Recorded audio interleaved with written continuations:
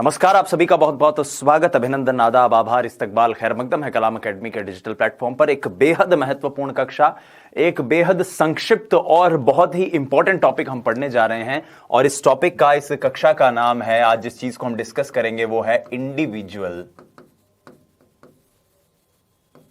Differences. अब ये individual differences क्या होते हैं? इन्हें हिंदी में कहा जाता है व्यक्तिगत भिन्नता। व्यक्तिगत भिन्नता या फिर इसे व्यक्तिगत भेद या वैयक्तिक भेद भी कहते हैं। अब ये व्यक्तिगत भिन्नता या व्यक्तिगत भेद क्या हैं? प्यारे विद्यार्थियों, जितनी भी परीक्षाएं होती हैं जिसमें एजुकेशनल साइकोलॉजी आपके सिलेबस में है, चाइल्ड डेवलपमेंट पेडागोजी अगर आपके सिलेबस में है, तो वहां से ऐसा मान लीजिए कि एक प्रश्न जरूर परीक्षा में व्यक्तिगत भिन्नता का आता है और एक कॉमन क्वेश्चन आता है। और कॉमन क्वेश्चन अमूमन कॉमन सेंस से हल भी हो जाते हैं। लेकिन क्योंकि हमारे पाठ्यक्रम में व्यक्तिगत भिन्नता, व्यक्तिगत भेद इसके बारे में लिखा गया है, तो हम इस टॉपिक को बहुत ही डिटेल में डिस्कस करने की इस वीडियो में कोशिश करेंगे। आइए, इस टॉपिक के बारे में जो जो चीजें हम जानने की कोशिश करेंगे, उसमें सबसे पहले तो हम जानेंगे कि व्यक्तिगत भिन्नता के बारे में महत्वपूर्ण मनोवैज्ञानिकों ने क्या क्या कथन दिए हैं। महत्वपूर्ण कथन, पहली चीज तो हम ये जानेंगे। फिर हम जानने की कोशिश करेंगे कि व्यक्तिगत भिन्नता या व्यक्तिगत भेद जो होते हैं वो किस किस रूप में हो सकते हैं, किस रूप में हो सकते हैं, ये जानने की कोशिश करेंगे। उसके बाद तीसरे नंबर पर हम जानेंगे आज के इसी वीडियो के अंतर्गत कि व्यक्तिगत भिन्नता जो होती है, उस व्यक्तिगत भिन्नता के अंतर्गत क्या महत्वपूर्ण बिंदु समाहित होते हैं।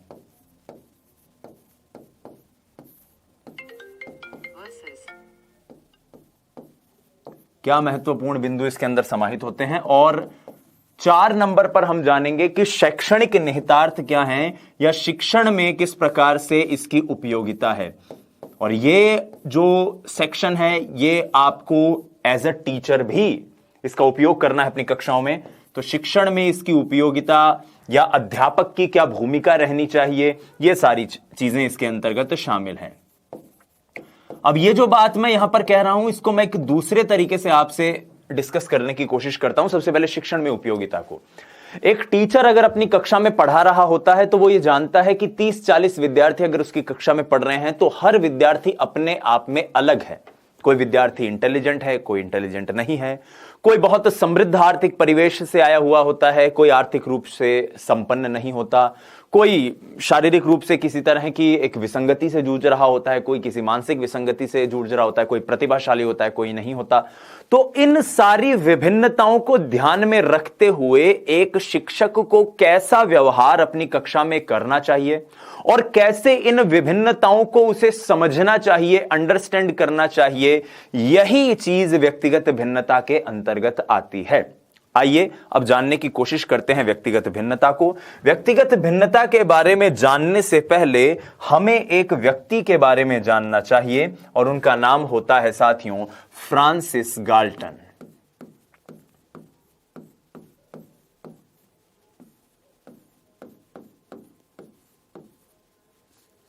फ्रांसिस गाल्टन, फ्रांसिस गाल्टन, जिन्हें हम वंशक्रम और वातावरण को जब हम पढ़ते हैं, समझते हैं, तो जिन्होंने जीव सांख्यिकी का जो सिद्धांत दिया था, मैथमेटिकल सिद्धांत जो दिया था वंशक्रम का, वही फ्रांसिस गाल्टन प्रसिद्ध हैं व्यक्तिगत भिन्नता के परीक्षण के लिए। उन्होंने सबसे पहले व्यक्तिगत भिन्नताओं के परीक्षण किए थे। व्यक्तिगत भिन्नताओं का परीक्षण। प्रश्न अगर ऐसे पूछ लिया जाए कि किस मनोवैज्ञानिक को व्यक्तिगत भिन्नताओं के प्रथम परीक्षण के लिए याद रखा जाए, तो उत्तर होता है साथियों फ्रांसिस गाल्टन। फ्रांसिस गाल्टन के इस स्टेटमेंट को जानने के बाद कि फ्रांसिस गाल्टन ने सबसे पहले व्यक्तिगत भिन्नताओं को समझने के प्रयास किए थे, हमें 2 और मनोवैज्ञानिकों के नाम जानने हैं और उसमें सबसे पहला नाम आता है स्किनर का। स्किनर का यह कथन है जो आपको याद रखना है।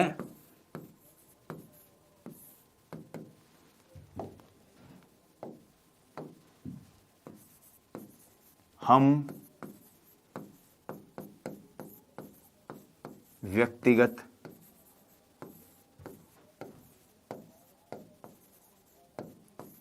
भिन्नताओं को किसी भी व्यक्ति के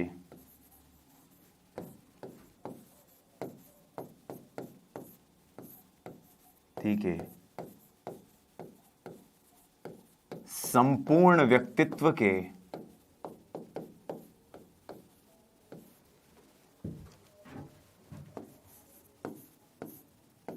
मापे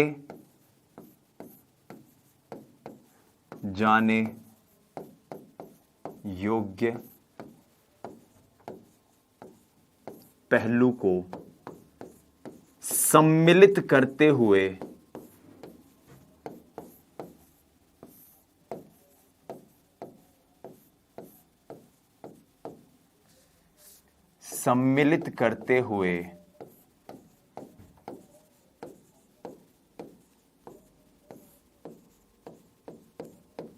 समझते हैं। सबसे पहला कथन स्किनर का कि किसी भी व्यक्ति की व्यक्तिगत भिन्नता को या फिर वो कितना दूसरों से अलग है ये जानने के लिए जरूरी है उसके व्यक्तित्व के किसी ऐसे पहलू के बारे में जानना जिसे नापा जा सके या मापा जा सके, क्योंकि जब आप मापेंगे तभी तो आप पता लगा सकते हैं कि ये व्यक्ति इससे थोड़ा सा अलग है। अब मान लीजिए एक कक्षा ऐसी है जिसमें सभी बच्चे एक औसत हाइट के हैं और उस कक्षा में एक बच्चा है 6 फुट का, तो आप उस हाइट के आधार पर ही तो कह पाओगे कि ये सब बच्चे जो हैं ये एक समान हाइट के हैं, जबकि ये एक बालक अलग हाइट का है और ये भी एक तरह की व्यक्तिगत भिन्नता है। तो व्यक्तिगत भिन्नता क्या है कि कोई व्यक्ति किसी दूसरे व्यक्ति से कैसे अलग हो सकता है या किसी समूह में वो बाकियों से कैसे अलग है, कैसे विभिन्न है, क्या उसके अंदर बाकी लोगों से अलग है या अंतर है उसके अंतर्गत। ठीक है, और इसको लेकर यहां पर एक और कथन हमें सुनने को मिलता है, पढ़ने को मिलता है, और वो कथन है जेम्स ड्रेवर का। ड्रेवर औसत समूह से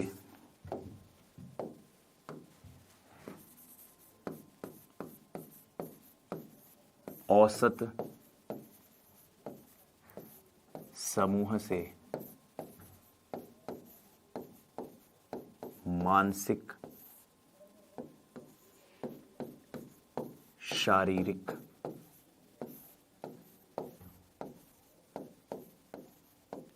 विशेषताओं के संदर्भ में औसत समूह से मानसिक शारीरिक विशेषताओं के संदर्भ में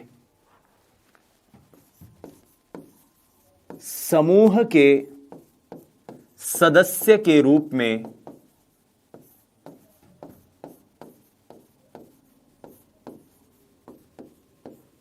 भिन्नता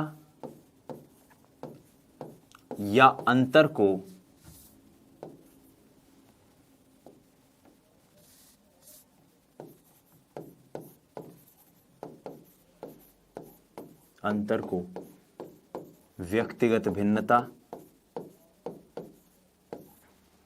व्यक्तिगत भिन्नता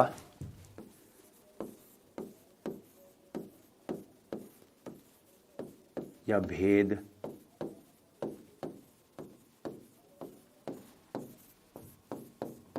कहते हैं। ठीक है, ड्रेवर का कथन क्या है कि एक औसत समूह से कोई व्यक्ति किन शारीरिक मानसिक विशेषताओं के कारण अलग है या उसमें बाकी लोगों से कैसे कैसे अंतर हैं, यही व्यक्तिगत भिन्नता है। अब आइए पहले खंड को हम यहां समझते हैं। यहां से सबसे इंपॉर्टेंट जो पॉइंट बन जाता है वो हमारा बनता है फ्रांसिस गाल्टन साहब वाला। इस पॉइंट को आपको हमेशा ध्यान रखना है कि गाल्टन ही वो व्यक्ति हैं जिन्होंने वंशक्रम पर अपने परीक्षण करने के दौरान व्यक्तिगत भिन्नताओं के परीक्षण दिए थे, और गाल्टन के द्वारा दिए गए इन्हीं परीक्षणों को आधार बनाकर बाद में कई और परीक्षण देखने को मिलते हैं। अब आइए बात करते हैं विभिन्न प्रकार की व्यक्तिगत भिन्नताओं की, या व्यक्तिगत भेद के स्वरूप क्या क्या हैं, या किस किस प्रकार से व्यक्तिगत भिन्नता दृष्टिगत हो सकती है।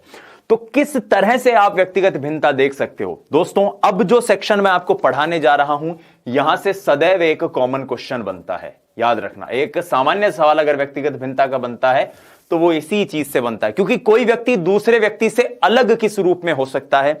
मैं यहां पर आपके सामने 10-12 पॉइंट रखूंगा, आप उससे जानने की कोशिश करेंगे, लेकिन उसके इतर भी अगर कोई ऐसा स्टेटमेंट आ जाए आपके सामने तो आपको उसका उत्तर देने के लिए तैयार रहना है। आइए अब जानने की कोशिश करते हैं। तो पहले हेडिंग लगा लीजिए,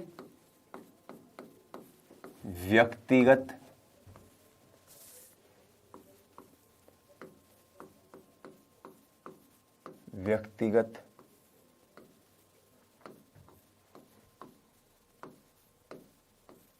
भिन्नता को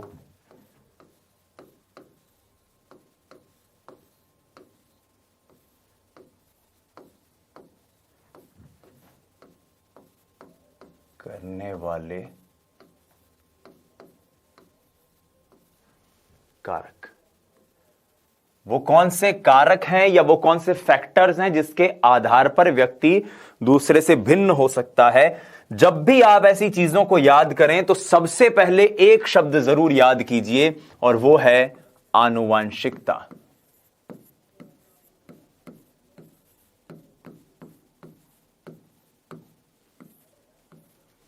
वंशक्रम एक ऐसी विषय वस्तु है, हेरिडिटी एक ऐसा फैक्टर है जिसके आधार पर व्यक्ति दूसरों से अलग होते हैं।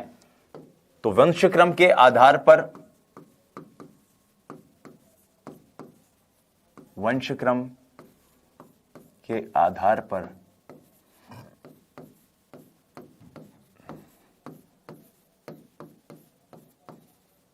दो व्यक्ति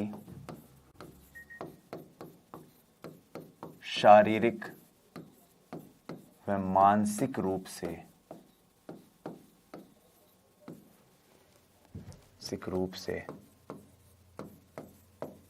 भिन्न हो सकते हैं।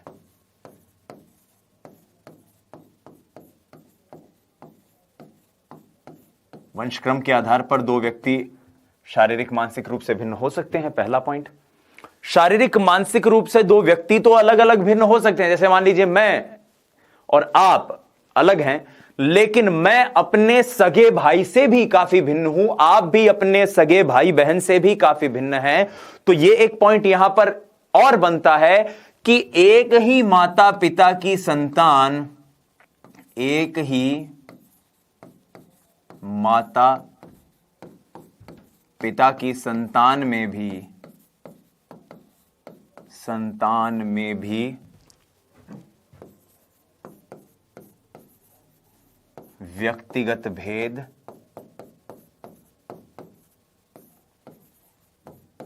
दृष्टिगत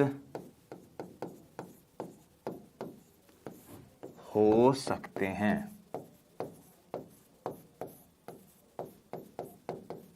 ठीक है।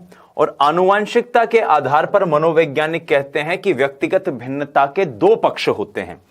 पहला, आनुवांशिकता के आधार पर एक है अंतर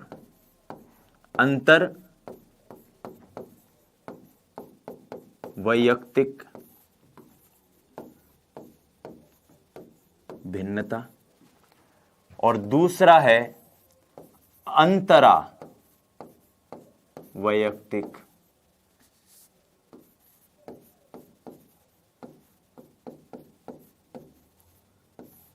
भिन्नता। अंतरवैयक्तिक भिन्नता से अभिप्राय क्या है?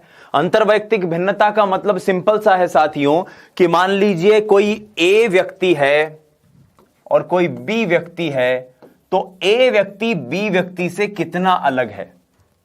मान लीजिए मुझे चाय पीनी पसंद है लेकिन आपको कॉफी पीनी पसंद हो सकती है, तो मैं अपने भेद के साथ आपको, एक दूसरे व्यक्ति को चेक करने की कोशिश कर रहा हूं कि मैं किसी दूसरे व्यक्ति से कितना अलग हूं, दूसरा किसी तीसरे से कितना अलग है। तो यह कैसा विभिन्नता है, यह कैसा भेद है? यह है अंतरवैयक्तिक, जहां आप दो व्यक्तियों के बीच में अंतर करने की कोशिश कर रहे हो। जबकि अंतरावैयक्तिक भिन्नता क्या होती है? जिसमें व्यक्ति स्वयं के अंदर ही भेद जानने की कोशिश करे। जैसे मान लीजिए आपको फल खाने पसंद हो सकते हैं, मुझे फल खाने पसंद नहीं है, तो यह अंतरवैयक्तिक भिन्नता है। लेकिन आपको हो सकता है फल में तरबूज खाना पसंद हो, सेब खाना पसंद नहीं हो। आपको हो सकता है नारियल खाना पसंद हो, आपको अमरूद पसंद नहीं हो। तो यह अंतरा है, क्योंकि आपने अपने अंदर कितने व्यक्तिक भेद छिपा रखे हैं, यह किससे पता चलती है? अंतरा व्यक्ति से। मैं फिर दोहरा देता हूं, अंतर्वैयक्तिक जिसमें दो व्यक्तियों के बीच की भिन्नता को आप चेक कर रहे हो, और अंतरा व्यक्तिक जिसमें एक व्यक्ति के अंदर स्वयं में क्या अंतर है, क्या विभिन्नताएं हैं, क्या भेद हैं, उसको हम जानने का प्रयास करें। तो आनुवांशिकता यहां पर क्लियर होती है। इसके बाद आते हैं दूसरे पॉइंट पर, और दूसरा पॉइंट है हमारा विद्यार्थियों वातावरण। ये दो पॉइंट आप हमेशा याद रखिएगा कि वंशक्रम और वातावरण ये दोनों विकास में एक बड़ी भूमिका निभाते हैं। तो व्यक्ति का समग्र जो विकास होता है उसमें एक तरह से कह सकते हैं कि गुणनफल के रूप में वंशक्रम और वातावरण, हेरिडिटी और जो एनवायरमेंट है वो अपनी भूमिका निभाते हैं। और ऐसे में वातावरण व्यक्ति के अंदर वैयक्तिक भेद में बहुत बड़ी भूमिका निभाता है। अब वातावरण कैसा? वातावरण साथियों सामाजिक हो सकता है। कोई व्यक्ति किसी तरह के समाज से आता है, कोई व्यक्ति किसी और प्रकार के समाज से आ सकता है। वातावरण सांस्कृतिक भी हो सकता है। हम सब अलग अलग संस्कृति से आते हैं।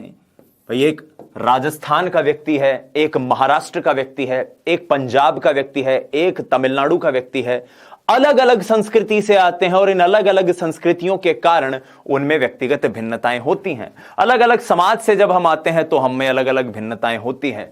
भौगोलिक परिवेश के कारण या भौतिक वातावरण, जिसको मैं ज्यादा बेहतर ढंग से कहूं, भौतिक वातावरण भी हम में अलग अलग तरह की व्यक्तिगत भिन्नताएं उत्पन्न करता है। तो हमारा जो भौतिक वातावरण है, जैसे मान लीजिए कोई व्यक्ति चीन से है, चाइना से है, तो उसका एक अलग ही चेहरा मोहरा होगा। कोई निग्रो है व्यक्ति तो उसका एक अलग चेहरा मोहरा होगा। राजस्थान के व्यक्ति अलग होते हैं। तो इस प्रकार से जो वातावरण है वो अपनी महत्वपूर्ण भूमिका निभाता है, और वातावरण का व्यक्ति के सामाजिक पक्ष पे, सांस्कृतिक पक्ष पे, हर तरह के पक्ष पर असर पड़ता है। व्यक्ति किस प्रकार के संवेगात्मक माहौल से आता है यह भी अपनी भूमिका निभाता है। तो संवेगात्मक परिवेश,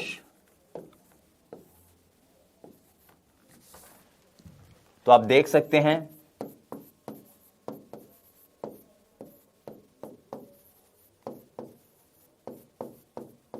आर्थिक परिवेश एक कॉमन सी बात है। अक्सर लोग नहीं कहते कि ये तो मिडिल क्लास लोग हैं, ये हायर इनकम ग्रुप के लोग हैं। तो मिडिल क्लास लोग, एक तरह की अलग सोच होगी उनकी। अक्सर आप ऐसी बातें सुनते हो अपने आसपास के लोगों से। तो हमारी जो आर्थिक स्थिति है वो भी हमारे अंदर एक तरह की व्यक्तिगत भिन्नता उत्पन्न करती है। तो ये सब व्यक्तिगत भिन्नता को क्या करते हैं? प्रभावित करते हैं। मैं बहुत डिटेल में इस सामान्य से टॉपिक को आपको समझाते हुए चल रहा हूं ताकि इससे जुड़ा हुआ जो एक बेहद कॉमन सा क्वेश्चन है वो हमारा गलत ना हो। अगला व्यक्तिगत भेद हम जानने की कोशिश करते हैं।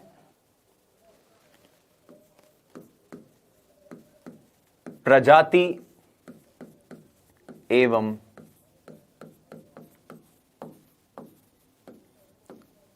राष्ट्रीयता। हालांकि मैंने भौतिक परिवेश में इसकी बात कही थी, लेकिन ऐसा अक्सर देखा जाता है कि व्यक्ति जिस तरह की प्रजाति से आता है, जैसे मान लीजिए कोई निग्रो है, वही बात मैं फिर कह रहा हूं, कोई व्यक्ति एशियन है, एशियाई है, कोई व्यक्ति यूरोपियन है, तो उस जिस प्रजाति का वो है, जिस तरह की उसकी राष्ट्रीयता है, उसके आधार पर उसमें भिन्नता हो जाती है। तो एक सिंपल सा पॉइंट यहां पर बनता है कि प्रजाति एवं राष्ट्रीय परिदृश्य, किस तरह के देश से आप आते हो, परिवेश व्यक्तिगत भिन्नता को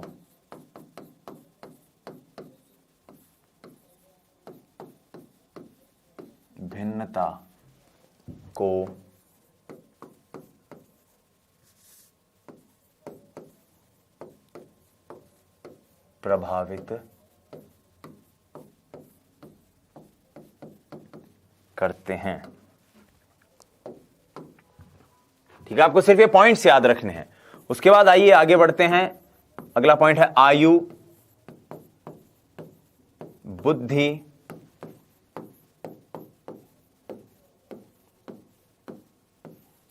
परिपक्वता। आयु, बुद्धि, परिपक्वता। भाई आयु बढ़ने के साथ साथ व्यक्ति का विकास होगा।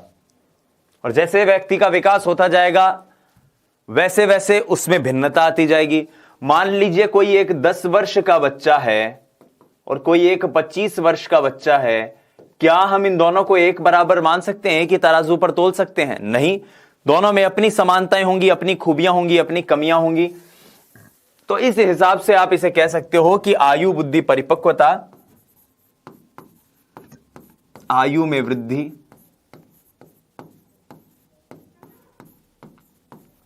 विकास को प्रभावित करती है।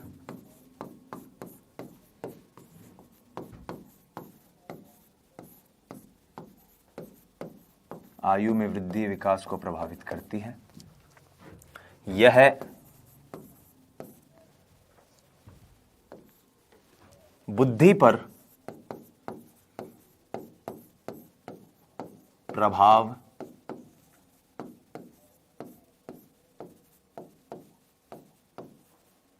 उत्पन्न, यह बुद्धि पर प्रभाव उत्पन्न करती है।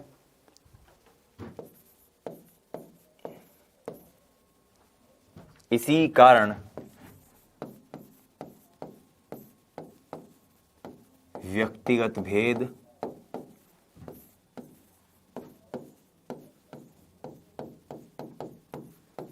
दृष्टिगत और परिपक्वता आप जानते ही हैं कि किस प्रकार से व्यक्तिगत भिन्नता, भाई परिपक्वता अगर विकास को प्रभावित कर रही है, विकास व्यक्तिगत विभिन्नता उत्पन्न कर रहा है, तो जाहिर सी बात है व्यक्तिगत भिन्नता तो है ही। जाहिर सी बात है, इसको ऐसे भी समझ सकते हैं कि एक व्यक्ति जो है वो 15 महीने का हो तब चलना शुरू कर दे, एक व्यक्ति 13 महीने का हो तब चलना शुरू करे, एक व्यक्ति 1.5 साल का हो तब चलना शुरू करे, एक व्यक्ति 11 महीने का हो तभी चलने लग जाए। तो ये सारी चीजें एक तरह से हमारी व्यक्तिगत भिन्नता पर अपना अपना असर उत्पन्न करती हैं। उसके बाद एक और व्यक्तिगत भिन्नता से जुड़ा हुआ पक्ष आ जाता है और वो है लिंग, जेंडर। दो तरह के जेंडर हम जनरली मानते हैं, पुल्लिंग, स्त्रीलिंग।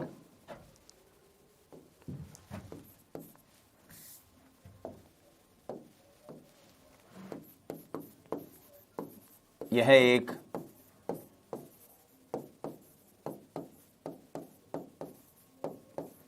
आनुवांशिक कारक है जिसके फलस्वरूप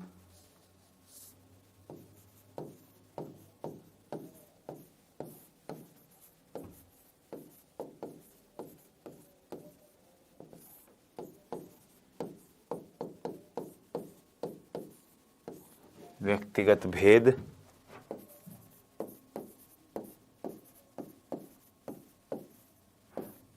उत्पन्न होते हैं। अब पुरुष स्वभाव से उग्र होगा, कठोर होगा, सख्त होगा। महिलाएं स्वभाव से मृदुल होती हैं, कोमलांगिनी होती हैं। पुरुष शारीरिक श्रम वाले जो काम है वो बहुत तीव्रता से कर सकता है। महिलाएं जो हैं उनके अंदर संवेगात्मक स्थिरता पुरुष के मुकाबले ज्यादा होती है। तो ये जितनी भी चीजें हैं, ये सारी चीजें किसके कारण है? लिंग के कारण, जेंडर के कारण। और इसी कारण आप इसको एक व्यक्तिगत भिन्नता को प्रभावित करने वाले महत्वपूर्ण कारक के रूप में जान सकते हैं, समझ सकते हैं, महसूस कर सकते हैं। आइए अगले पॉइंट पर चलते हैं। अगला पॉइंट है हमारा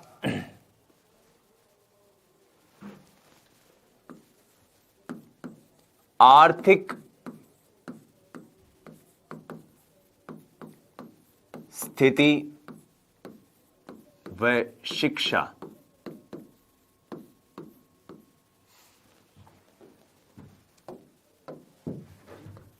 हम सब आर्थिक रूप से अलग अलग परिस्थिति या अलग अलग स्थिति के होते हैं।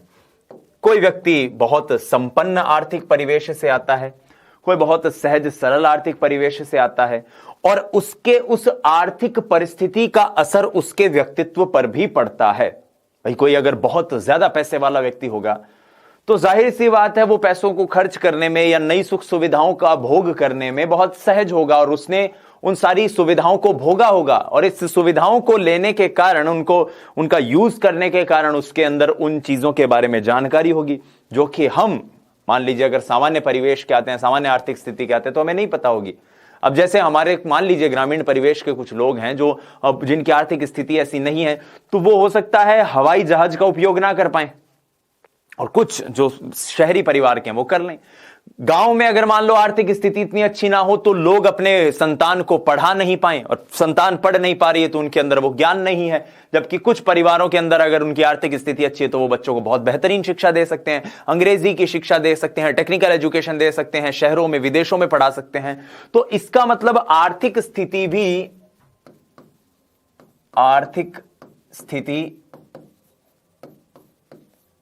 व्यक्तिगत भेद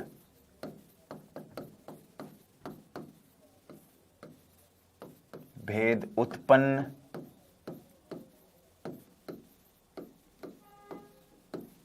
करती है। शिक्षा एक प्रमुख कारक है जिसके कारण व्यक्तिगत भिन्नता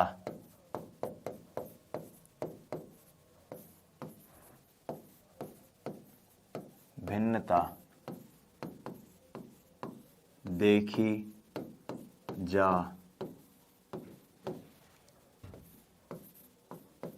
सकती है। एक महत्वपूर्ण कारक है जिसके चलते व्यक्तिगत भिन्नता देखी जा सकती है। आर्थिक स्थिति और शिक्षा के बारे में हमने जाना।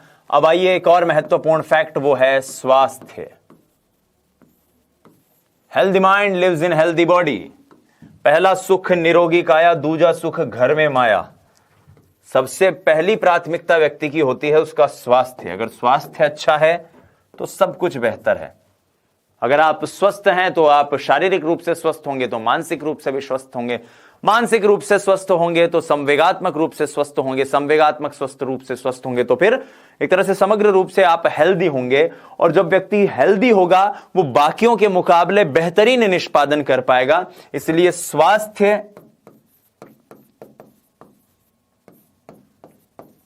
व्यक्तिगत भिन्नता के निर्धारण में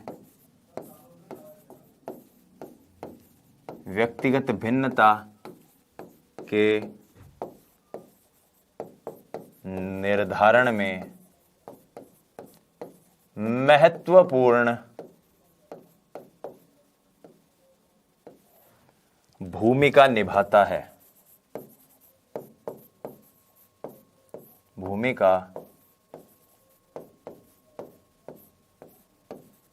निभाता है।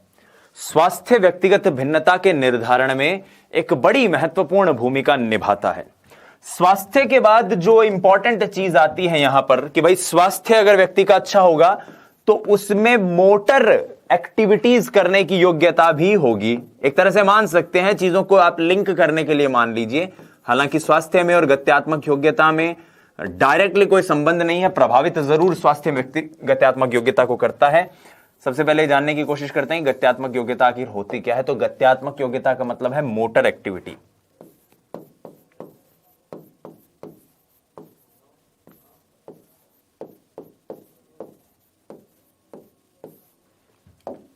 आपने जिम्नास्टिक करने वालों को देखा होगा, आपने शारीरिक कौशल का प्रदर्शन करने वाले बहुत से लोगों को जाना होगा जो अपने शरीर का किसी भी प्रकार से उपयोग कर सकते हैं, उससे कुछ भी इस तरह के मुद्राएं बना सकते हैं। स्पोर्ट्स पर्सन जो हैं वो बहुत से काम कर सकते हैं। ये सारी मोटर एक्टिविटीज गत्यात्मक योग्यताएं हैं।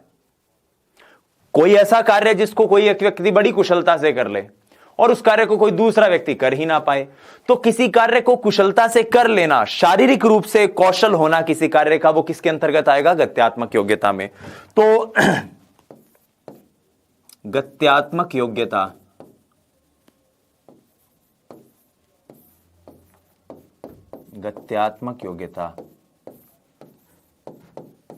शारीरिक निष्पादन को प्रभावित करती है।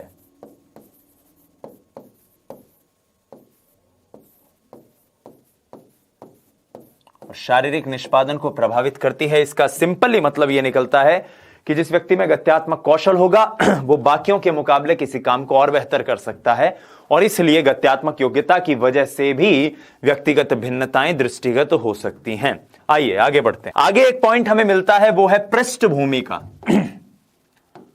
पृष्ठभूमि, पृष्ठभूमि का मतलब होता है बैकग्राउंड। पृष्ठभूमि,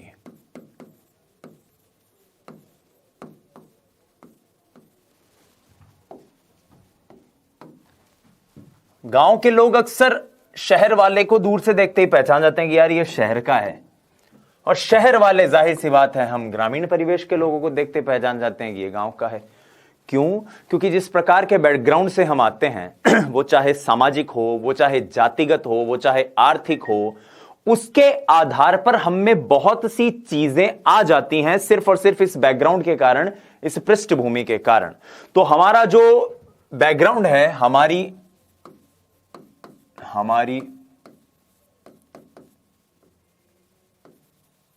पृष्ठभूमि, वो चाहे सामाजिक हो, चाहे वो पृष्ठभूमि जातिगत हो, चाहे वो पृष्ठभूमि हमारी भौगोलिक हो, ठीक है, हमारे व्यवहार और निष्पादन को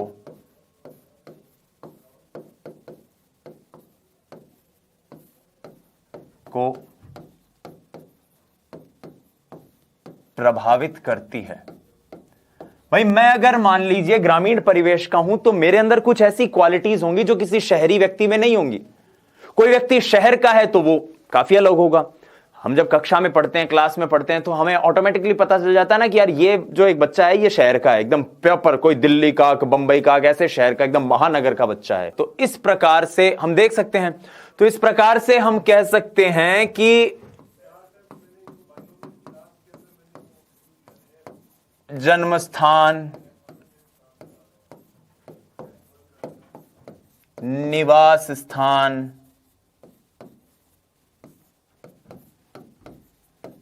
जाति,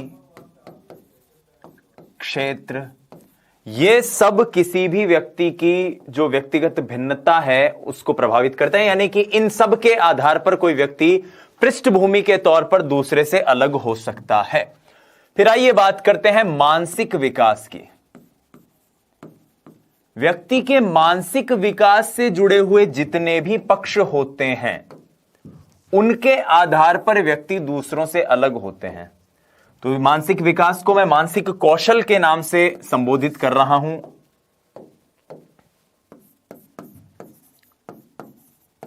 मानसिक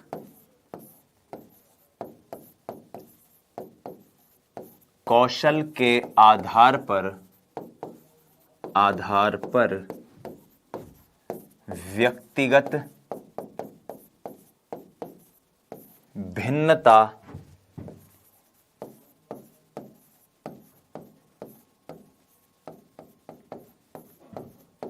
दृष्टिगत होती है। मानसिक कौशल के आधार पर कैसे? जैसे कि मान लीजिए चिंतन, कल्पना, तर्कणा,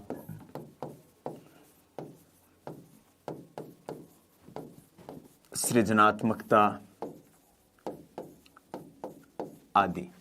ये जितनी भी चीजें हैं, स्मृति कौशल इसके अंतर्गत आ सकता है, निर्णयन की क्षमता आ सकती है। तो मानसिक कौशल जैसा भी है या व्यक्ति का मानसिक विकास जैसा भी है, वो सभी किसी न किसी रूप में व्यक्तिगत भिन्नता पर अपना असर उत्पन्न करते हैं। मानसिक विकास से जुड़े हुए जितने भी पक्ष हैं वो व्यक्तिगत भिन्नता को प्रभावित करेंगे। तो हेडिंग भी आप कुछ इसी तरह से इसको परिवर्तित कर लीजिए, मानसिक विकास से संबंधित बिंदु, वो सारे बिंदु जो व्यक्ति के मानसिक विकास से जुड़े हुए हैं वो किस प्रकार से व्यक्तिगत भिन्नता को प्रभावित करते हैं। अब आइए संवेगात्मक स्तर की बात कर लेते हैं।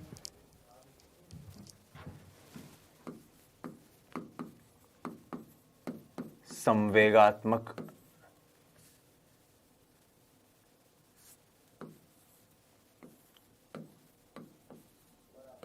पक्ष।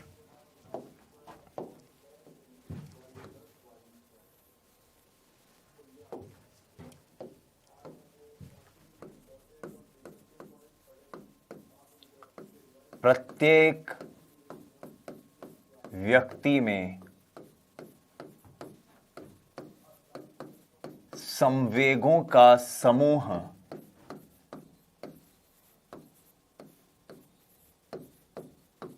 दूसरे व्यक्ति से भिन्न होता है,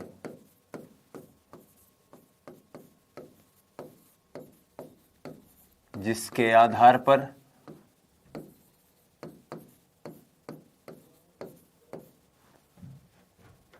वैयक्तिक भिन्नता या व्यक्तिगत भिन्नता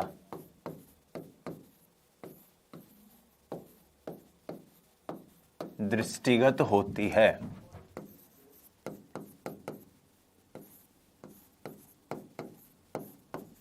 भाई कोई व्यक्ति ज्यादा गुस्सैल है, कोई व्यक्ति कम गुस्सैल है, कोई शर्मीला ज्यादा है, कोई ज्यादा शर्मीला है, किसी को डर नहीं लगता, किसी को ज्यादा डर लगता है, कोई बहुत अपनत्व से भरा हुआ है, बहुत ज्यादा बहिर्मुखी है, कोई बहुत अंतर्मुखी है।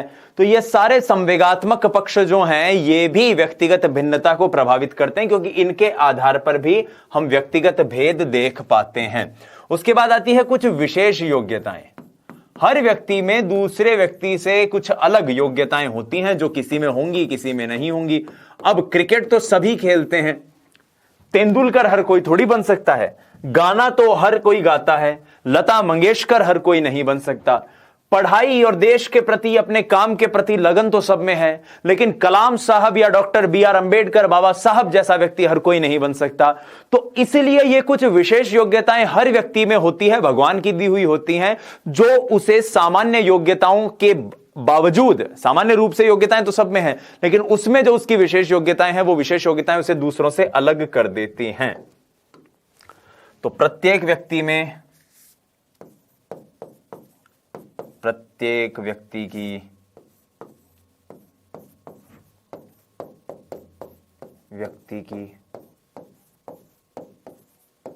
विशिष्ट योग्यताएं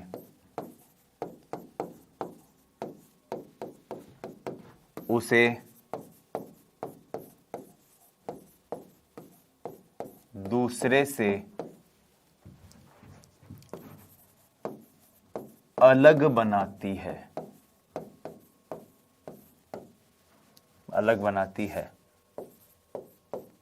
ठीक है। अच्छा, ये व्हाइट पेन से लिखा गया क्या?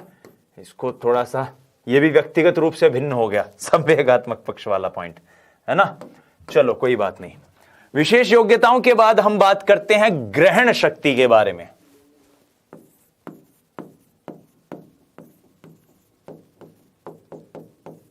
ग्रहण शक्ति, मनोवैज्ञानिक अध्ययन क्या बोलते हैं कि हर व्यक्ति के अंदर चीजों को ग्रहण करने की जो शक्ति है वो दूसरों से अलग है, ठीक है। ग्रहण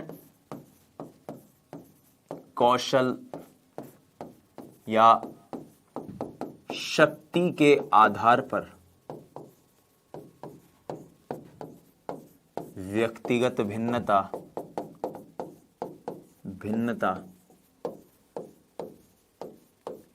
दृष्टिगत होती है।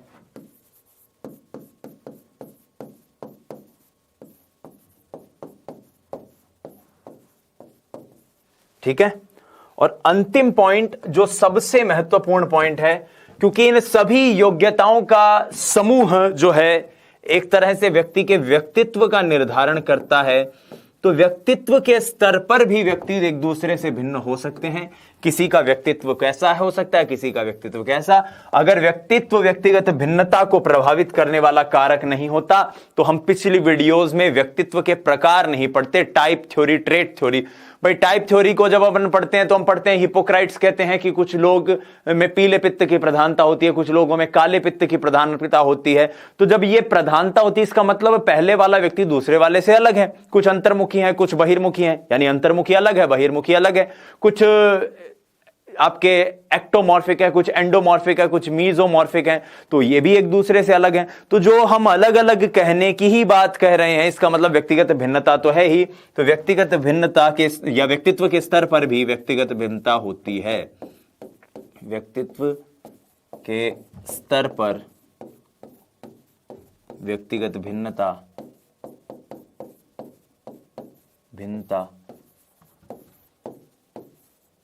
दृष्टिगत होती है, दृष्टिगत होती है। ठीक है, व्यक्तित्व के स्तर पर भी व्यक्तिगत भिन्नता दिखाई दे सकती है। तो ये कुछ पॉइंट हमने व्यक्तित्व से जुड़े हुए, माफ कीजिएगा, व्यक्तिगत भिन्नता से जुड़े हुए देखे। अब आइए कुछ ऐसे महत्वपूर्ण बिंदुओं को जानने की कोशिश करते हैं, कुछ ऐसे महत्वपूर्ण फैक्ट्स को जानने की कोशिश करते हैं जहां से प्रश्न बनने की संभावना बनती है। तो लिखिए यहां पर हेडिंग महत्वपूर्ण बिंदु।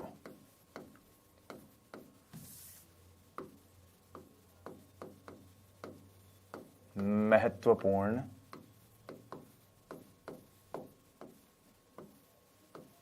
बिंदु। पहला इंपॉर्टेंट पॉइंट यहां पर बनता है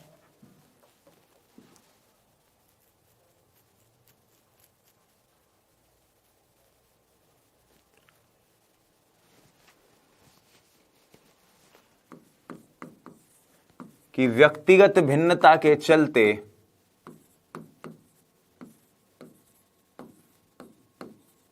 भिन्नता के कारण व्यक्ति में विभिन्न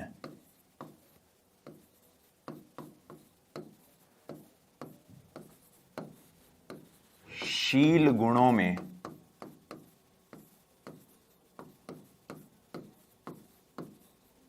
विचलनशीलता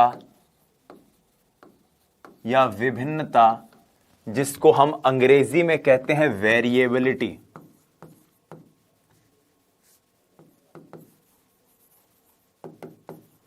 दृष्टिगत होती है। ये दो शब्द बड़े इंपॉर्टेंट हैं, एक तो विचलनशीलता, एक प्रासामान्यता। दृष्टिगत होती है। विचलनशीलता का मतलब क्या है कि व्यक्तिगत भिन्नता अगर है, मान लीजिए मैं आपसे किसी रूप में भिन्न हूं, आप किसी व्यक्ति से किसी रूप में भिन्न हो, इसका मतलब कुछ गुण तो ऐसे आप में जरूर हैं, चाहे वो शारीरिक हो, चाहे मानसिक हो, चाहे मनोवैज्ञानिक हो, संवेगात्मक हो, संज्ञानात्मक हो, जो दूसरों से अलग हैं, जिन गुणों के कारण एक तरह की भिन्नता दृष्टिगत हो रही है। भाई गुण अगर अलग ही नहीं होते दो लोगों में तो फिर उनमें भिन्नता कैसे होती। तो पहला पॉइंट यहां पर बनता है कि व्यक्तिगत भिन्नता के फलस्वरूप, व्यक्तिगत भिन्नता के कारण व्यक्तियों के अंदर जो गुण होते हैं उनमें विचलनशीलता देखने को मिलती है। दूसरा पॉइंट वो भी इतना ही इंपॉर्टेंट है और वो कहता है कि व्यक्तिगत भिन्नता के कारण प्रासामान्यता दृष्टिगत होती है। व्यक्तिगत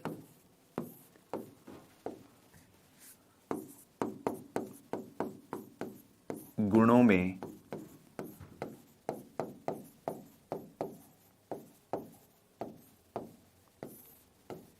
प्रासामान्यता यानी नॉर्मैलिटी का भाव होता है, नॉर्मैलिटी का भाव होता है।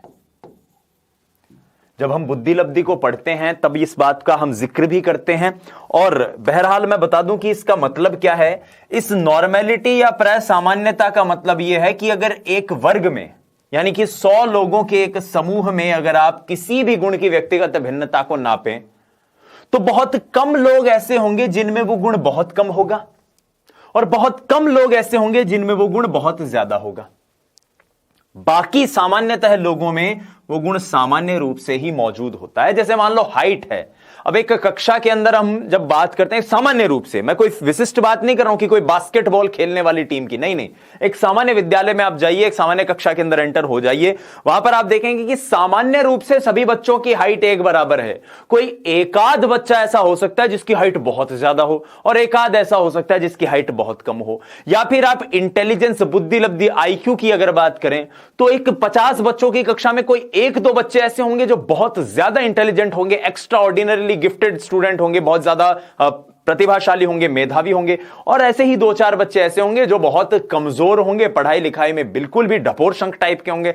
बाकी ज्यादातर बच्चे औसत रूप से सामान्य सा निष्पादन करते हैं। और इसीलिए ये एक बार प्रश्न भी आया हुआ है, रीट में एक बार पूछा हुआ है कि व्यक्तिगत भिन्नता का जो कर्व बनता है वो क्या एक और झुका हुआ होता है? नहीं साथियों, वो एक और झुका हुआ नहीं होता, वो प्रायः एक प्रकार का घंटाकार कर्व होता है जो कि एक तरह से दोनों तरफ से अपने माध्य के बराबर होता है, एक जैसा दिखाई देता है, समान होता है। तो इसीलिए प्रसामान्यता का भाव जो है वो भी देखने को मिलता है।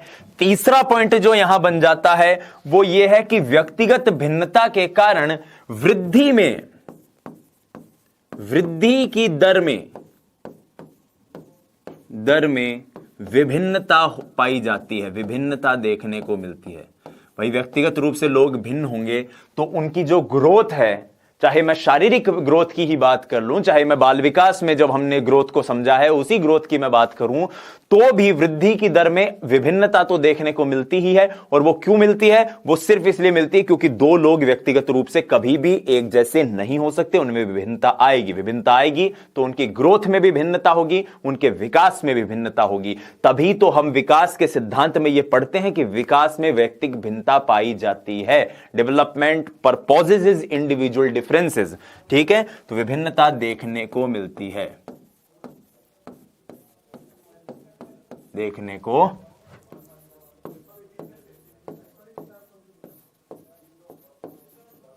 मिलती है।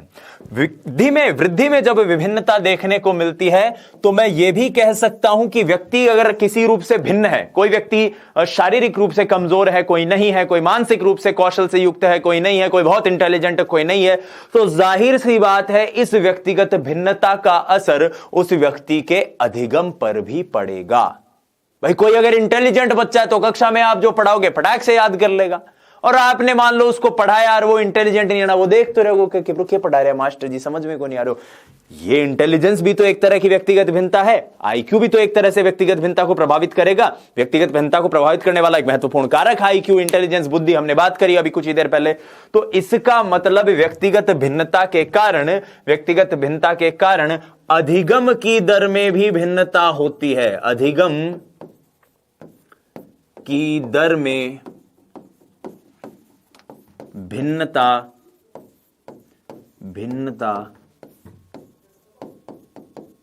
दृष्टिगत होती है। अधिगम की दर में भी भिन्नता दृष्टिगत होती है, किसकी बदौलत? व्यक्तिगत भिन्नता की बदौलत। व्यक्तिगत भिन्नता से जुड़े हुए कुछ और पॉइंट है जिनको हम देख लेते हैं।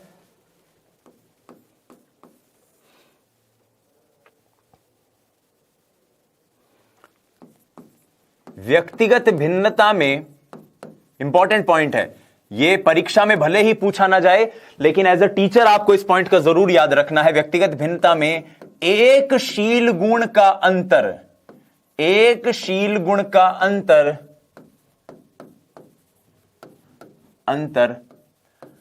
अन्य गुणों को प्रभावित करता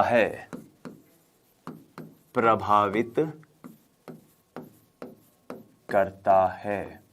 मान लीजिए कक्षा में एक बच्चा है जिसकी हाइट बहुत कम है, क्या आप कह सकते हैं कि उस बच्चे की हाइट कम है, इस बात का कभी भी उसके ऊपर मनोवैज्ञानिक असर नहीं पड़ेगा, वो 1% भी हीन भावना से अपनी कक्षा में ग्रसित नहीं होगा? नहीं ना, ठीक है, समय आने के साथ साथ वो इस बात को समझ जाए, लेकिन शुरुआत में तो उसको जब साथी दोस्त बच्चे चिढ़ाएंगे तो वो परेशान होगा ही।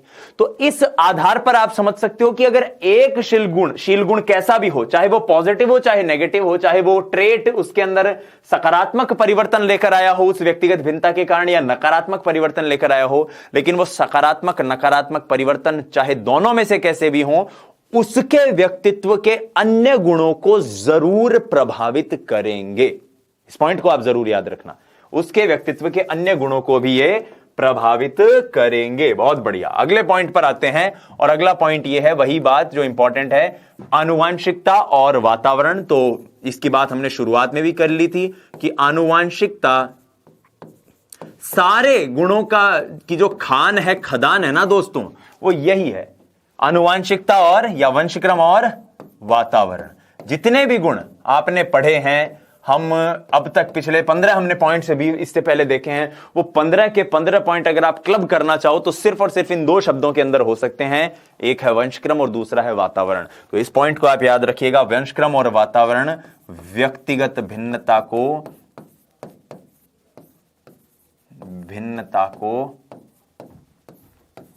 प्रभावित करते हैं,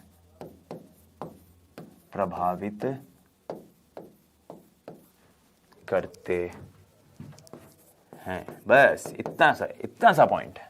ये कुछ महत्वपूर्ण बिंदु हैं। इसके अलावा भी अगर कोई प्रश्न में ऐसा कोई महत्वपूर्ण बिंदु आपके सामने आए तो मुझे पूरा भरोसा है कि आप उसे जरूर कर पाएंगे। अब एक क्वेश्चन मैं आपसे पूछूं, यह क्वेश्चन आया हुआ भी है कि दो व्यक्ति हमेशा समान हो सकते हैं, क्या हो सकते हैं? कन्फर्मली नहीं हो सकते, क्योंकि कोई ना कोई गुण तो ऐसा होगा जो दोनों को एक दूसरे से अलग कर देगा। क्या समान बुद्धि लब्धि, क्योंकि गुण तो एक जैसे हो सकते हैं, गुणों का समूह अलग अलग हो सकता है।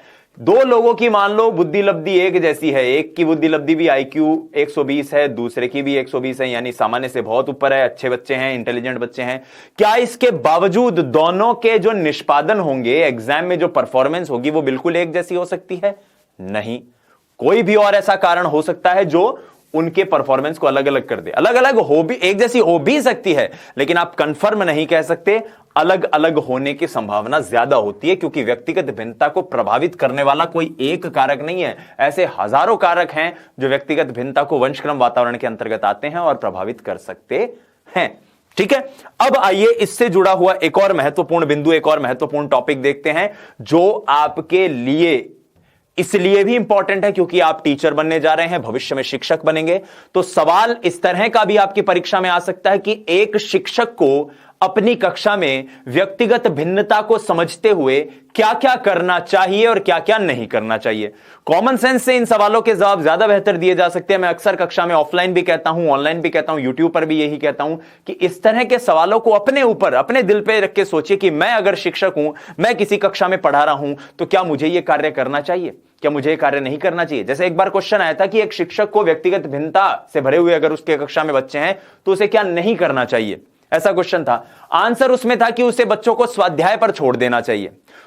क्यों? इसका आंसर यह हुआ क्योंकि स्वाध्याय या सेल्फ स्टडी इंटेलिजेंट बच्चा तो कर लेगा, लेकिन मंदबुद्धि बच्चा नहीं कर पाएगा। तो एक टीचर से यह एक्सपेक्ट नहीं किया जा सकता कि 40 के 40 बच्चों को या 50 के 50 या 100 के 100 बच्चों को कह दे कि भाई ये टॉपिक तुम अपने हिसाब से करके आ जाना। That's it. इसलिए आपको मैं ये टॉपिक थोड़ा सा समझा रहा हूं, आप भी इसे कॉमन सेंस से इसका उत्तर देने की कोशिश करिएगा। आपका इस टॉपिक का सवाल कभी भी गलत नहीं होगा, किसी भी सूरत हाल में गलत नहीं होगा। आइए समझने की कोशिश करते हैं। तो टॉपिक है हमारा व्यक्तिगत भिन्नता को ध्यान में रखते हुए शिक्षण, या व्यक्तिगत भिन्नता के आधार पर शिक्षण।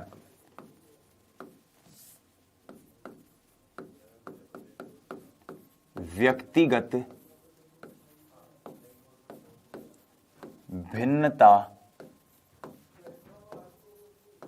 के आधार पर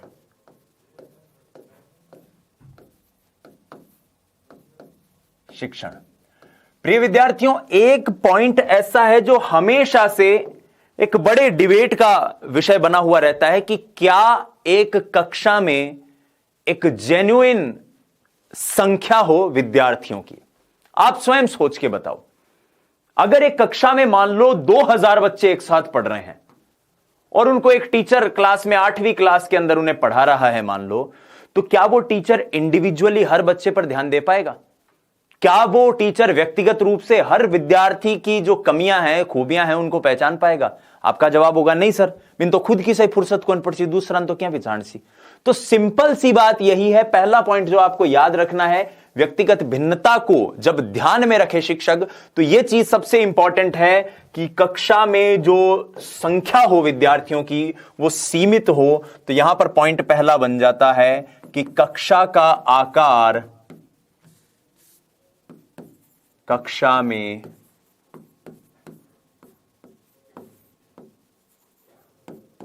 विद्यार्थियों की संख्या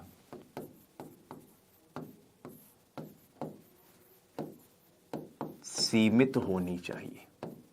सबसे इंपॉर्टेंट बात, जब तक विद्यार्थी इतने नहीं होंगे कि वो टीचर उस कक्षा में बैठा हुआ इंडिविजुअली हर विद्यार्थी को ध्यान में दे सके, तब तक वो टीचर जो है वो व्यक्तिगत भिन्नता के आधार पर अध्यापन नहीं करवा सकता। पहली चीज तो मान लो ये चीज भी हो गई। इसके बाद आती है महत्वपूर्ण बात, पाठ्यक्रम निर्माण की। आपने अक्सर ऐसा देखा होगा और अपने विद्यालय जीवन में भी इस चीज का अनुभव किया होगा, या जो आप जैसे आप कलाम के जो टॉपिक्स को पढ़ते हैं, टेस्ट सीरीज को देखते हैं, तो आपको लगता है कि यार शुरू में 2-4 क्वेश्चन तो इतना सरल हो कि मन में कर लिया, और फिर धीरे धीरे ज्यां ज्यां आगे पढ़ता जाओ, नवी क्वेश्चन जगह कल्ला होता जाए। इसका मतलब प्रश्न शुरुआत में तो सरल होते हैं और बाद में धीरे धीरे उनका एक्सपर्टीज लेवल जो है वो बढ़ता जाता है। आपने आरबीएससी की पुस्तकें देखी होगी, एनसीईआरटी के अंदर जो पीछे लास्ट में क्वेश्चन देखे होंगे, वो भी कुछ इसी तरह से डिजाइन किए हुए होते हैं। वो इस तरह से डिजाइन क्यों किए हुए होते हैं? वो इस तरह से इसलिए डिजाइन किए हुए होते हैं, उस पाठ्यक्रम को इस तरह से इसलिए निर्धारित किया हुआ होता है कि पाठ्यक्रम का निर्धारण करने वाली समिति यह जानती है कि इस पाठ्यक्रम को पढ़ने वाले विद्यार्थी केवल सारे इंटेलिजेंट ही नहीं होंगे, कुछ सामान्य विद्यार्थी भी हो सकते हैं, कुछ सामान्य से कम बुद्धि लब्धि के भी हो सकते हैं। ऐसे में हर विद्यार्थी को उसे पढ़ते हुए प्रेरित अनुभव करना जरूरी है। ऐसा ना हो कि वो पहले क्वेश्चन को देखते उसे लगे कि ये मैं क्या पढ़ रहा हूं, ये मुझे तो कुछ आता ही नहीं है। तो धीरे धीरे उसे सरल तरह के क्वेश्चन दो, तो जो इंटेलिजेंट होगा तो वो तो सारे अच्छे कर लेगा, और जो इंटेलिजेंट नहीं होगा वो हो सकता है कि शुरुआत के 8-10 क्वेश्चन अच्छे करे और उसके बाद उसे डिफिकल्टी आनी शुरू हो जाए, तो उसे समझ में आ जाए कि मैं अभी इतना अच्छा हूं और अभी इतना % मेरे अंदर कुछ कमी है। यानी मान लो ऐसे हो सकता है कि 60% तो मैं बेहतर हूं और अभी 40% मुझे अपने निष्पादन में और सुधार की जरूरत है। तो यहां पर इंपॉर्टेंट यह पॉइंट बनता है कि पाठ्यक्रम का निर्धारण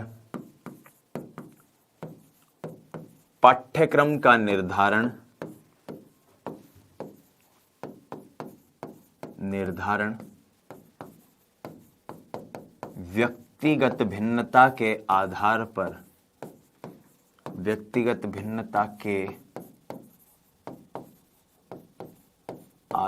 पर होना चाहिए। व्यक्तिगत भिन्नता के आधार पर पाठ्यक्रम का निर्धारण होना चाहिए। आगे बढ़ते हैं। छात्रों की आवश्यकताओं को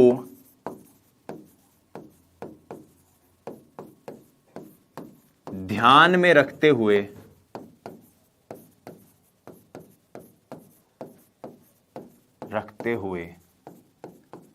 शिक्षण विधि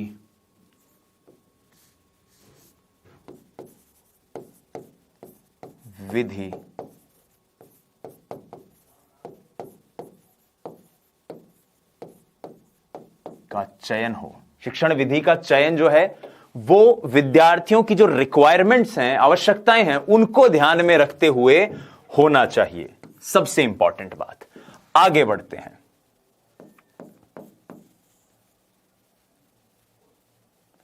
शिक्षा बालक व बालिकाओं की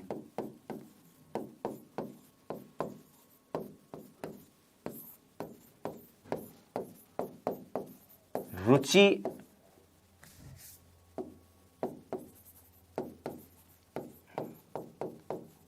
अभिरुचि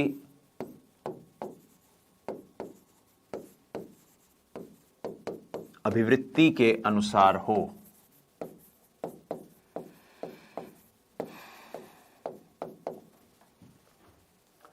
जो बच्चों का इंटरेस्ट है, आपने देखा होगा कि जब आप कक्षा में पढ़ते थे तो कुछ विद्यार्थी ऐसे थे जो गणित में एकदम डफोड़ थे, लेकिन जब उनको गेम्स के पीरियड में फुटबॉल खिलाया जाता, खो खो खिलाया जाता, तो बहुत ही अच्छे स्पोर्ट्स पर्सन के रूप में वो क्लास के अंदर परफॉर्म करते थे। तो इसका मतलब हर विद्यार्थी के अंदर अपनी व्यक्तिगत भिन्नताएं हैं, और ऐसे में पाठ्यक्रम का निर्धारण, शिक्षण का निर्धारण, टीचिंग उन्हीं रुचियों, उन्हीं अभिवृत्तियों और उन्हीं अभिरुचियों को ध्यान में रखते हुए होने चाहिए। यानी कि बच्चे का इंटरेस्ट, बच्चे का एप्टीट्यूड, बच्चे का एटीट्यूड कैसा है, कैसी चीजें उसे पसंद है, कहां वो श्रेष्ठ निष्पादन कर सकता है, वही ध्यान में रखते हुए आपको उसे पढ़ाना चाहिए। एक लाठी से सारी भैंसों को नहीं हाँका जा सकता, या सारी भेड़ बकरियों को नहीं हाँक सकते। एक लाठी से किसी को पुचकार के आगे बढ़ाना होता है, किसी को थोड़ा सा डांट के, किसी को डर दिखाकर। तो इन सारी चीजों को मद्देनजर रखते हुए किसी भी व्यक्ति के शिक्षण को तैयार करना चाहिए, या किसी कक्ष में शिक्षण को ध्यान में रखते हुए कार्य करना चाहिए। फिर एक महत्वपूर्ण बात जिस पर अक्सर हमारी जो शिक्षण पद्धति है जो ध्यान देना भूल जाती है, कि शिक्षा जो है उसके अंतर्गत व्यावसायिक शिक्षा को भी शामिल किया जाना चाहिए। अब हर विद्यार्थी तो कलेक्टर नहीं बन सकता, हर विद्यार्थी तो फर्स्ट ग्रेड नहीं कर सकता, हर विद्यार्थी तो रीट क्लियर नहीं कर सकता, हर विद्यार्थी आरएएस नहीं बन सकता, हर विद्यार्थी पटवारी नहीं बन सकता। तो ऐसे विद्यार्थी जो कॉम्पिटिटिव एग्जाम नहीं दे सकते, उन विद्यार्थियों के लिए आप क्या प्रावधान करो? उन विद्यार्थियों के लिए भी तो कुछ प्रावधान होने चाहिए। तो ऐसे में सबसे इंपॉर्टेंट है, महात्मा गांधी ने भी इसकी बात करी है, वोकेशनल एजुकेशन को प्राथमिकता देने की बात करी है, व्यावसायिक शिक्षा को भी आधार बनाया जाना चाहिए। तो व्यक्तिगत भिन्नता के आधार पर, व्यक्तिगत भिन्नता के आधार पर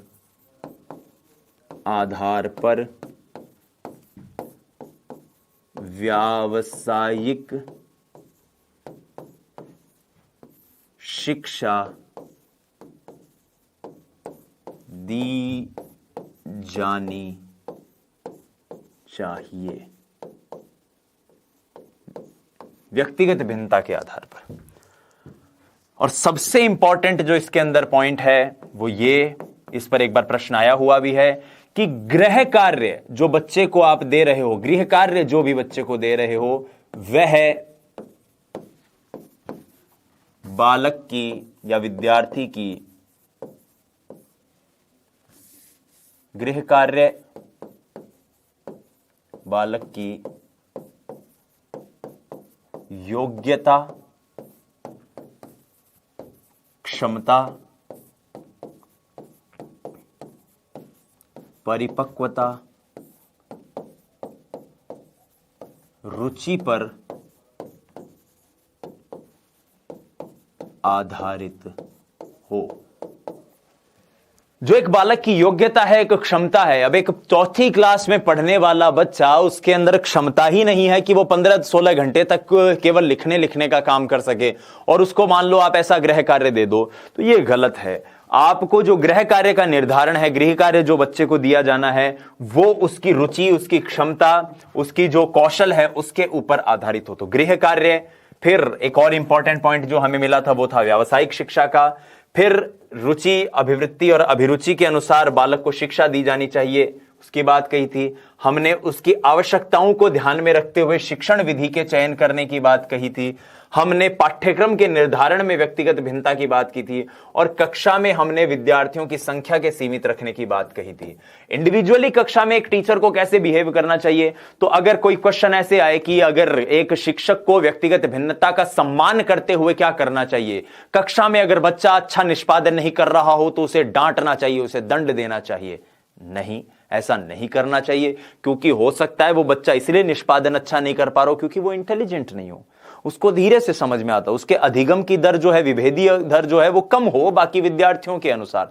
तो इसका सम्मान उस टीचर को करना चाहिए और उस बच्चे को और प्रोत्साहित करे, मोटिवेट करे, सकारात्मक पुनर्बलन, धनात्मक पुनर्बलन दे, जिसके जरिए वो व्यक्ति और बेहतरीन निष्पादन कर सके। तो इस तरह के कॉमन सेंस से जुड़े हुए सवाल अगर कि टीचिंग कैसी होनी चाहिए, टीचर को कैसा होना चाहिए, ऐसे सवाल अगर आए तो मुझे पूरा भरोसा है कि आप इन सब बिंदुओं को ध्यान में रखते हुए उन प्रश्नों के उत्तर जरूर दे पाएंगे। बहरहाल आइए, इस कक्षा में में हमने जो भी चीजें जानी व्यक्तिगत भिन्नता से जुड़ी हुई, उन्हें एक बार समझने की कोशिश करते हैं। पहले स्किनर का कथन हमने देखा था। पहला पॉइंट तो यही था कि गाल्टन साहब ने व्यक्तिगत भिन्नता पर सबसे पहले परीक्षण किए थे। स्किनर कहते हैं व्यक्तिगत भिन्नता व्यक्ति के किसी भी संपूर्ण व्यक्तित्व के मापे जाने वाले पहलू को सम्मिलित करते हुए समझी जा सकती है। ड्रेवर कहते हैं कि औसत समूह से मानसिक शारीरिक विशेषताओं के संदर्भ में समूह के सदस्यों के रूप में भिन्नता या अंतर को व्यक्तिगत भिन्नता या व्यक्तिगत भेद कहते हैं। ये आनुवंशिकता के आधार पर हो सकती है, वातावरण के आधार पर, प्रजाति राष्ट्रीयता के आधार पर, आयु बुद्धि परिपक्वता के आधार पर, लिंग के आधार पर, आर्थिक शिक्षा के स्थिति के आधार पर, शिक्षा के आधार पर, स्वास्थ्य के आधार पर, गत्यात्मक योग्यता के आधार पर, फिर पृष्ठभूमि के आधार पर, मानसिक विकास के आधार पर, संवेगात्मक पक्ष के आधार पर, विशेष योग्यता के आधार पर, ग्रहण शक्ति के आधार पर और व्यक्तित्व के आधार पर। फिर कुछ महत्वपूर्ण बिंदु देखे थे जिसमें हमने जाना कि विचलनशीलता भी इसके अंतर्गत आती है, प्रासामान्यता भी होती है, यानी कुछ एक कक्षा में सामान्य ही स्तर पर व्यक्ति होंगे, बहुत अच्छे स्तर पर भी बहुत कम लोग होंगे और बहुत बुरे स्तर पर भी बहुत कम लोग होंगे, और इसके कारण वृद्धि की दर में हमें भिन्नता देखने को मिल सकती है, अधिगम की दर में भिन्नता देखने को मिल सकती है, और एक व्यक्तिगत भिन्नता का असर उस व्यक्ति के अन्य गुणों पर भी पड़ता है। आनुवंशिकता और वातावरण ही वो दो प्रमुख पहलू हैं जो व्यक्तिगत भिन्नता को प्रभावित करते हैं। उसके बाद हमने व्यक्तिगत भिन्नता के आधार पर शिक्षण को देखा था कि संख्या सीमित हो छात्रों की, पाठ्यक्रम का निर्धारण उसी आधार पर हो, आवश्यकताओं को ध्यान में रखते हुए शिक्षण विधि का चयन हो, बालक बालिकाओं की रुचि अभिरुचि अभिवृत्ति के अनुसार शिक्षा हो, व्यक्तिगत भिन्नता के आधार पर व्यावसायिक शिक्षा को दिया जाना चाहिए, और गृह कार्य बालक की योग्यता, क्षमता और परिपक्वता और रुचि के आधार पर हो। बहुत बहुत धन्यवाद। जय हिंद, वंदे मातरम। स्वस्थ रहिए, मस्त रहिए, अपनी तैयारी में व्यस्त रहिए। नमस्कार।